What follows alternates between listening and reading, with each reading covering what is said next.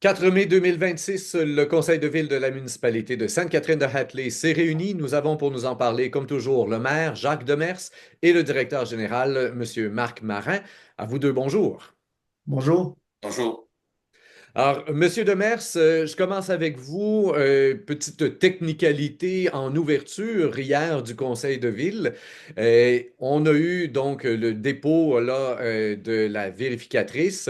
On parle des états financiers 2025 et tout correspond à ce qui avait déjà été annoncé. Donc, on n'avait pas gonflé les chiffres du côté de la comptabilité municipale, ce qui est une bonne nouvelle. Et donc, le 500 quelques mille là, de surplus annoncé était réel. Et heureusement, parce qu'on l'avait déjà réinvesti dans le budget 2026. Exactement. Ça démontre à quel point notre comptabilité, les gens qui travaillent dans le dossier, savaient déjà la finalité, c'est-à-dire où est-ce que l'argent va se placer pour terminer l'année, puisqu'on avait utilisé ce 548 000-là à quelques milliers de dollars près, déjà dans notre budget 2026, étant donné qu'on ne veut pas augmenter notre surplus, qu'on considère déjà suffisamment élevé, au lieu de retaxer les gens, ça nous permet de lisser dans le temps les augmentations puis de se maintenir plus à du 3% ou environ par année. Juste pour que tout soit clair là, pour nos auditeurs, vos citoyens. Donc, il y a le surplus de l'année 2025 et il y a le surplus accumulé au fil des années. Lui, il est à combien actuellement à Sainte-Catherine-de-Hatley, là, cette enveloppe de surplus qu'on a au cas où qu'il arrive quelque chose de gros, de grave? On parle de 57% de notre budget, c'est-à-dire environ 2 700 000 qui a dans le surplus total accumulé. Mais ce n'est pas nécessairement un surplus libre. C'est pas de l'argent qui est dans les coffres de la municipalité, c'est souvent de l'argent qui est dû par le gouvernement. Je pense qu'il y a tout près de 2 millions qui est plutôt de l'argent qui est dû. C'est pas nécessairement de la liquidité qu'on a, qu'on pourrait utiliser du jour au lendemain, mais c'est quand même des surplus qui nous permettent de lisser les augmentations dans le futur.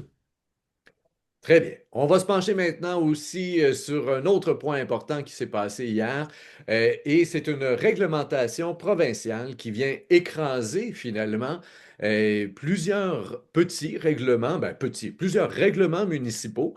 On serait porté à dire des petits règlements parce que les municipalités sont plus petites que la province, mais ils sont tout aussi importants. Et vous me disiez en pré-entrevue à quel point tout ça est désolant de voir comment le provincial arrive, écrase tout. Et encore une fois, ça concerne en fait toute la réglementation environnementale, cette fois-ci du côté des lacs et des rivières. Donc, c'est un projet de règlement provincial sur les pratiques agro-environnementales où on met l'industrie en avant de tout. Exactement. Puis on aurait tellement pu la faire de façon plus environnementale. On dirait qu'on n'a plus cette sensibilité-là. J'espère qu'on va revenir à ça, de protéger nos lacs, de protéger nos cours d'eau, puis de le faire de la bonne façon. Il y aurait moyen de travailler avec ces agriculteurs-là, mais là, on change la donne. Quand les municipalités vont plus sévères, ne pourront plus le faire. On écrase les règlements. On dit non, le règlement provincial, c'est le littoral, et maintenant, le lit du littoral à 3 mètres. Ça veut dire qu'on change même la méthode de calcul. Ça fait qu'on va s'éloigner. Ça fait que la bande riveraine va être moins grande. Quand on aurait eu l'occasion d'être plus intelligent que la nature, ou en tout cas de servir la nature pour protéger nos lacs, c'est-à-dire le même 3 mètres linéaire, si on le prend en mètres carrés, puis on l'appliquerait aux endroits qu'on a besoin, c'est-à-dire les endroits qui ont vraiment des problématiques environnementales, où ce que le cours d'eau descend, où ce que les sédiments descendent vers nos cours d'eau, ben, faudrait le protéger. Puis on aurait besoin parfois de 20-25 mètres de protection, mais il y a des endroits qu'un mètre pourrait suffire. Ça fait qu'au total, on prendrait exactement les mêmes mètres de protection, mais on protégerait vraiment. Mais c'est pas comme ça qu'on a décidé d'agir. On écrase les règlements municipaux, puis on y va sur du linéaire. Ça fait qu'il y a des endroits qu'on probablement qu'on prend de l'agriculture où ce qu'on n'aurait pas besoin de protéger, puis des endroits, évidemment, qu'on ne protégera pas correctement. Et quand on lit donc ce point-là, si des gens veulent aller voir sur le projet de PV là, qui sera éventuellement disponible sur le site web, c'est au 8.3. Il y a toujours les considérants que, Ouais. et là, il y en a plus d'une page de considérants que, puis il y en a qui sont assez questionnants. Tout d'abord, on rappelle que c'est l'ensemble des MRC qui sont en train d'élaborer des plans de climat, que ces orientations maintenant par le gouvernement prévoit que les MRC doivent assurer la protection, la disponibilité, la qualité de l'eau, mais de l'autre côté, donc, eux autres doivent assurer, donc il y a des dépenses qui viennent avec ça, puis de l'autre côté, ben, on vient saboter les règlements des MRC et des municipalités. Il y a une contradiction complète à travers ce qu'on donne comme responsabilité et en même temps, on vous enlève la possibilité de bien le faire. C'est tellement le cas. Présentement, je ne sais pas si c'est dans l'urgence d'agir du gouvernement pour démontrer des choses. On le fait aussi en habitation, on le fait dans plein d'endroits où on a des orientations gouvernementales qui nous empêchent d'avancer, puis de l'autre côté, on nous met de la pression pour avancer. Ça ne fonctionne pas. Les cartes pour les zones humides, il y a plein de choses qu'il va falloir refaire. On est dans une période de mouvement important au niveau gouvernemental. J'espère qu'on ne sacrifiera pas l'environnement pour cette raison-là. Et dans ce règlement-là qui est mis de l'avant par la CAQ, dans le fond, une des problématiques se trouve au niveau de ce qu'on appelle le couvert forestier, hein. Et on arrête, dans la terminaison, c'est toujours assez important aussi. On parle, considérant que l'aménagement, ben, je cherche l'ancien nom, là. En fait, on parle de politique agricole, mais là maintenant, de pratique agro-environnementale. On tombe vraiment dans un langage beaucoup plus business, justement. Ouais. Et c'est le monde des forêts qui voudrait empiéter d'une certaine manière sur le monde agricole traditionnel. Et d'où vient cette pression-là? Quelle part, quel lobby présentement a ses accès à la CAQ? Et c'est- Ben, il y a c'est tellement gros qu'on essaie d'y mettre dans de la réglementation plein d'éléments, parce que quand on parle de la forêt, il y a moyen de bien la jardiner, il y a moyen de la voir à long terme.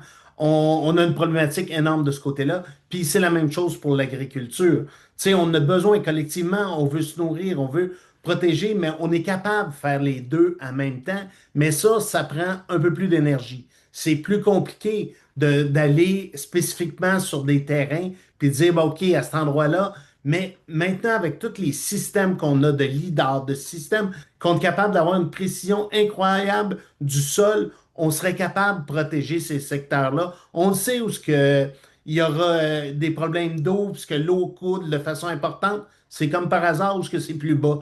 Mais tu sais, ces endroits-là, mais on peut les protéger, on peut mettre des distances qui vont faire qu'on protège là, mais il y a d'autres endroits que c'est l'effet inverse. Ça fait que moi, je pense qu'on devrait être des partenaires, mais présentement, le gouvernement ne nous voit pas comme des partenaires. Au contraire, quand on met de la réglementation, il l'écrase pour en mettre une qui est linéaire, que je suis convaincu, ni les producteurs, ni les municipalités seront gagnants.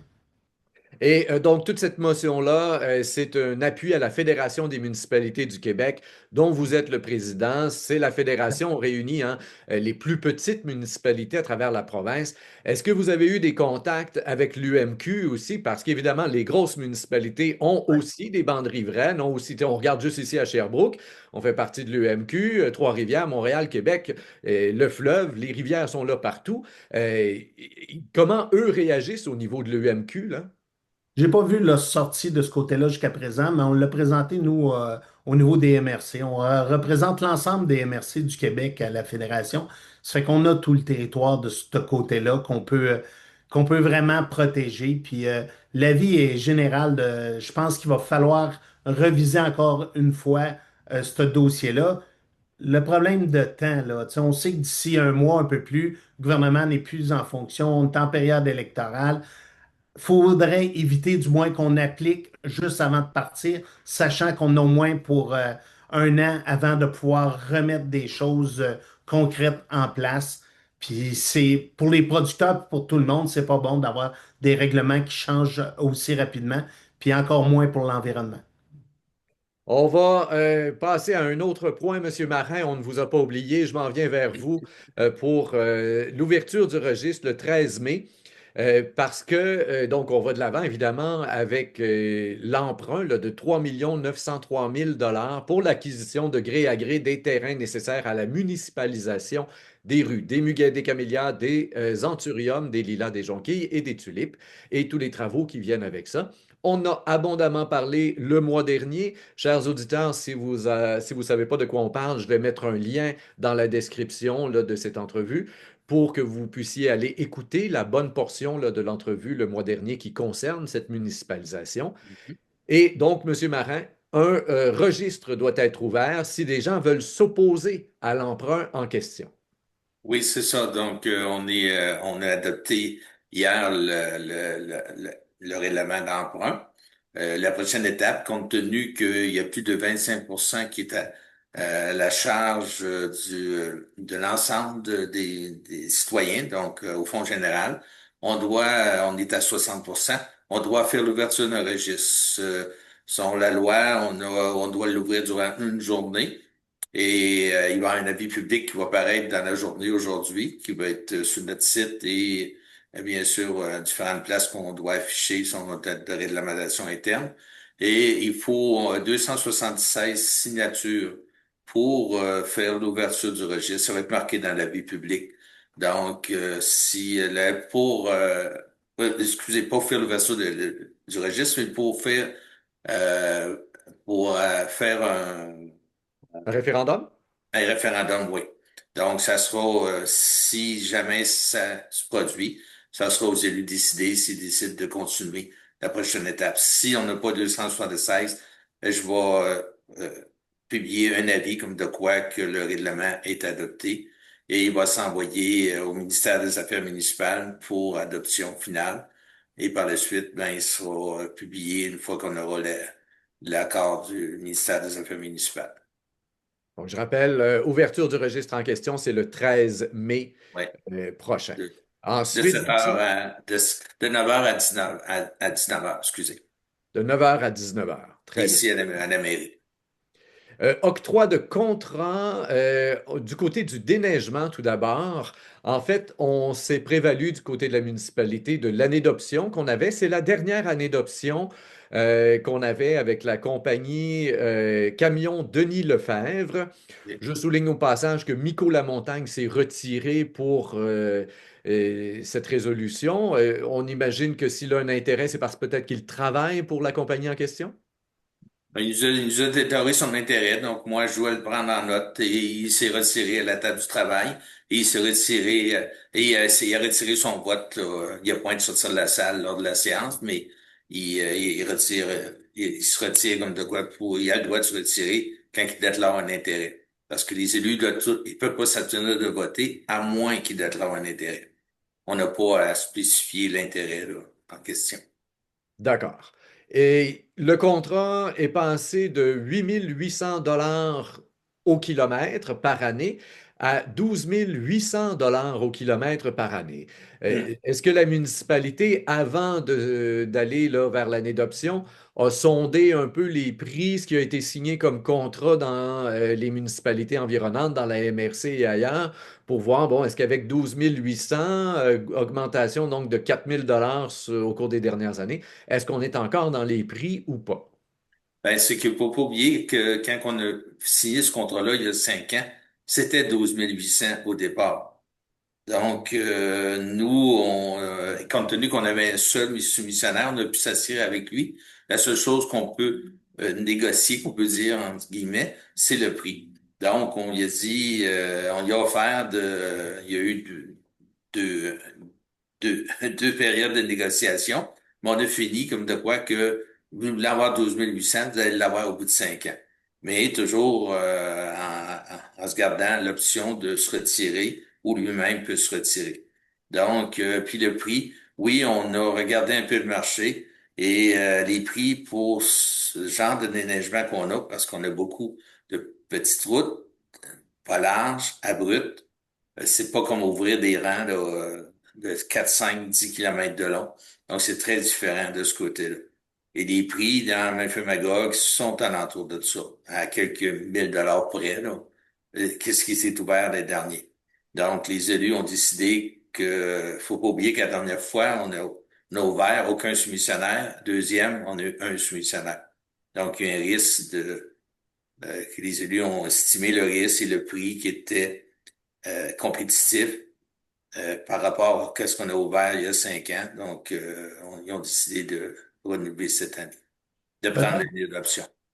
Peut-être ce qui est important aussi à dire, c'est que le 8800, c'est il y a 5 ans. Il y a une augmentation de 1 000 $ par année. Les 2 dernières années, c'était des années d'options, l'année passée et cette année, d'aller ou de pas. Puis des options qui allaient des deux côtés. L'entreprise aurait pu décider de ne pas revenir et nous, on aurait pu décider de ne pas lui octroyer le contrat. Mais l'augmentation réelle cette année de 2025 à 2026, c'est 11 800 à 12 800. Ouais. C'est ce que ça donne comme augmentation. C'est sur la base de ce que M. Marin a dit, les discussions autour de la table. Il faut se garantir d'avoir quelqu'un, il est en place. On est habitué de travailler après 5 ans avec lui. On a fait le choix. Mais ce qui est clair, c'est qu'on s'en va en soumission au cours de l'année 2027, pour l'automne de 2027, pour les prochaines années. Nettoyage des fossés et bordures, un contrat grosso modo de 100 000 $ qui sera séparé en trois compagnies. Monsieur Marin, encore là, est-ce qu'on est dans les prix si on compare à ce qu'on a payé l'an dernier pour le même type de travaux? Est-ce qu'on parle d'augmentation, de diminution ou si les prix... Il y a une légère augmentation. C'est sûr que le carburant a augmenté. Par contre, c'est des travaux qui se font à l'heure, donc c'est supervisé par nos travaux publics et c'est réparti à l'intérieur des trois soumissionnaires compte tenu de l'équipement qu'ils ont pour les besoins qu'on a. Donc, il y a certaines places qu'une pelle sur roue fait plus l'affaire qu'une pelle sur l'ail, ou la pelle est plus petite ou elle est plus grosse. Donc, dépendamment des travaux. Donc, c'est un budget qui est total, mais que c'est au courant de l'été qu'on fait ces travaux-là et on se garde toujours une marge pour les urgences qu'on a durant l'année là, de ce côté-là. Donc, Donc, les c'est un budget compagnies en annuel. question, Construction Vincent Laverdure, Transport C. Racicot pour ce qui concerne les fossés et Excavation Richard Boutillette 2012 Incorporé euh, va s'occuper du nettoyage des bordures, plus particulièrement là, pour l'année 2026. On va conclure l'entrevue avec la demande au PAE et demande au PIA. C'est une nouvelle construction, 11 rue Dubois. Donc, nouvelle maison avec une entrée qui est légèrement plus en pente, le genre de dossier qu'on a déjà vu. Alors ça, au PIA, ça a passé assez facilement puisque la pente n'était pas trop élevée, etc.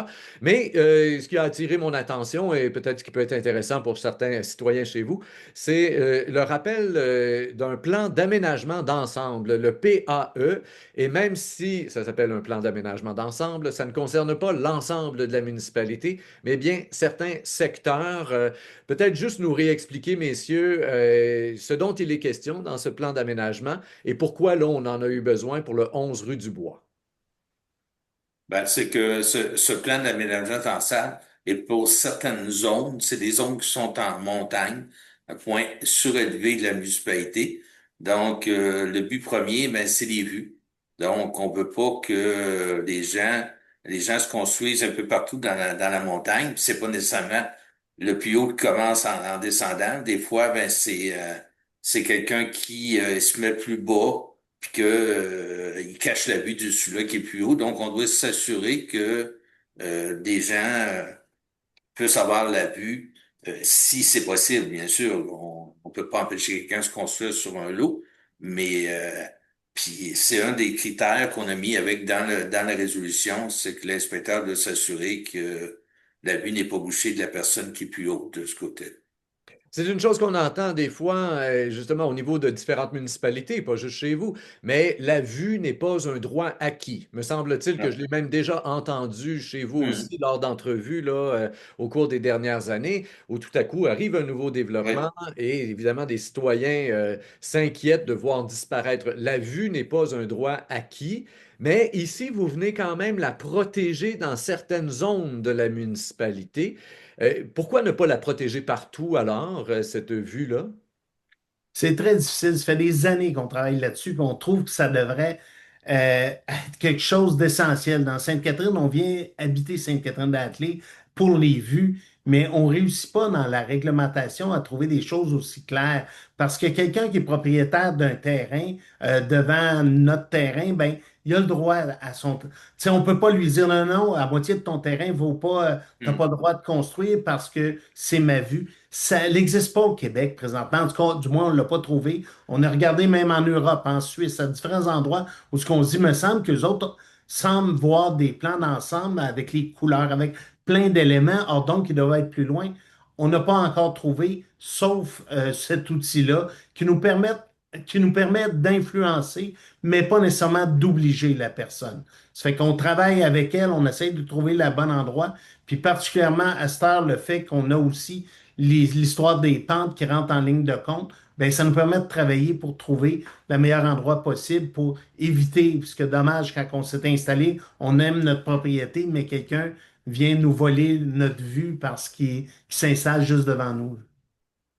Voilà qui met fin à l'entrevue du mois de mai 2026 pour le suivi du conseil de ville de la municipalité de Sainte-Catherine-de-Hatley. À vous, messieurs, merci pour votre temps ce matin. Chers auditeurs, comme toujours, je vous invite à faire circuler l'entrevue, à la repartager, oui, sur vos différents réseaux sociaux afin de pouvoir permettre à l'information de circuler. Et n'hésitez pas à commenter, poser des questions. On lit les commentaires. Parfois même le maire se permet de répondre à même la page Facebook au microphone si certaines questions sont posées. Alors, n'hésitez pas. Au microphone, Rémi Perra.